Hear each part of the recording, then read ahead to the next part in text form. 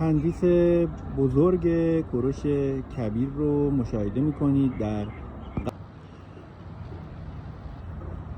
باغ کوروش بزرگ تاجیکستان و تندیس مشهور حقوق بشر، اعلامیه حقوق بشر کوروش بزرگ در سال 539 پیش از زایش، ارمغانی از سوی ایرانیان برون مرز به مردم تاجیکستان.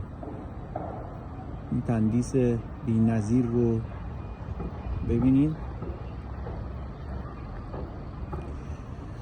همونطور که در نوشته ها میبینید این تندیس 10 برابر بزرگتر از نسخه اصلی هستش و کانون فرهنگ پارسی این رو ارمغان آورده برای تاجیکستان و از اسامی هم اینجا نام برده که من میخونم: پشتیبانان دانیال دانا، امیر رئوفی، خاندان ظفری، پرویز، ابرمرد مازیار، زال، رستم، سام و سهراب.